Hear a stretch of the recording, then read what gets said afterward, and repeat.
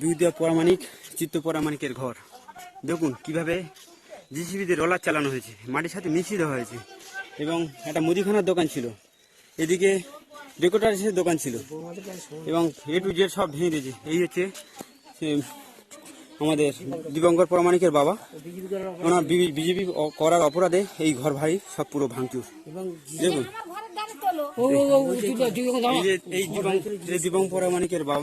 ये video footage इस बात को बयां कर रही है कि पश्चिम बंगाल में चुनाव तो खत्म हो गया पर हिंसा और आगजनी अभी भी बरकरार है।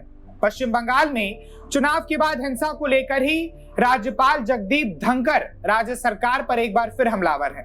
उन्होंने इस मामले में राज्य के मुख्य सचिव HK द्विवेदी को आज राजभवन में तलब किया।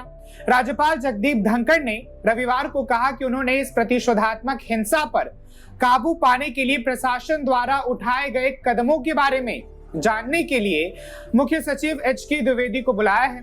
उन्होंने ये भी दावा किया कि राज्य पुलिस राजनीतिक विरोधियों से बदला लेने के लिए सत्ताधारी व्यवस्था के विस्तार के तौर पर काम कर रही है।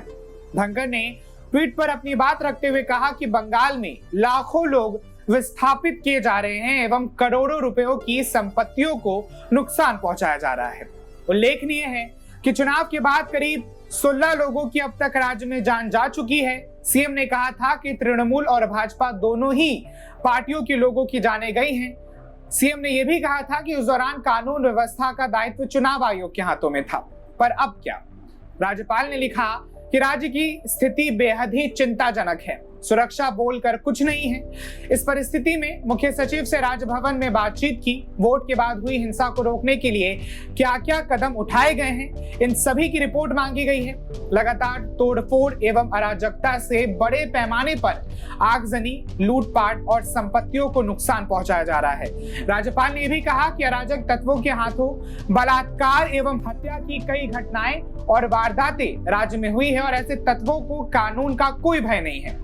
तृणमूल कांग्रेस के पक्ष में वोट नहीं डालने वालों को सामाजिक रूप से बहिष्कृत किए जाने और लाभों से वंचित करने की घटनाओं की निंदा करते हुए उन्होंने कहा कि उनसे अपने ही घरों में रहने एवं अपना काम धंधा चलाने के लिए जबरन वसूली की जा रही है। विरोधियों का सामाजिक बहिष्कार किया जा रहा है। ये सब मानवता को शर्मसार कर देगी। आपको बताते चले कि पश्चिम बंगाल में यास तूफान के बाद मुख्य सचिव अल्पन बंदोपाध्याय मोदी सरकार के निशाने पर आ गए थे, तो वहीं राज्य की मुख्यमंत्री ममता बनर्जी पर राजनीतिक नफरत के चलते जानबूझकर प्रधानमंत्री नरेंद्र मोदी को 30 मिनट इंतजार कराने का आरोप लगा था। इसके बाद केंद्र सरकार ने मुख्य सचिव बंदोपाध्याय को दिल्ली तलब किया था, लेकिन वे नहीं गए। राजनीतिक चाल चलते हुए ममता बनर्जी ने अल्पन को समय से पहले रिटायर करके उन्हें अपना ही मुख्य सलाहकार नियुक्त कर दिया। लेकिन इन सबके बीच राजनीतिक हिंसा और आगजनी की आती भयावह तस्वीरें राज्य में डर और अराजकता का माहौल पैदा कर दिया है।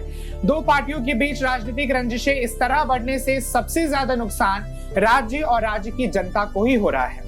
बहरहाल इस एक्सप्लेनर में सिर्फ इतना ही। बाकी आप अपनी राय हमें कमेंट सेक्शन में जरूर बताएं। इस वीडियो को ज्यादा से ज्यादा शेयर करें। आपके साथ था मैं पीयूष प्रियदर्शी। हर लेटेस्ट अपडेट्स के लिए यूथ वॉइस के फेसबुक पेज और यूट्यूब चैनल को लाइक, शेयर और सब्सक्राइब जरूर करें। शुक्रिया।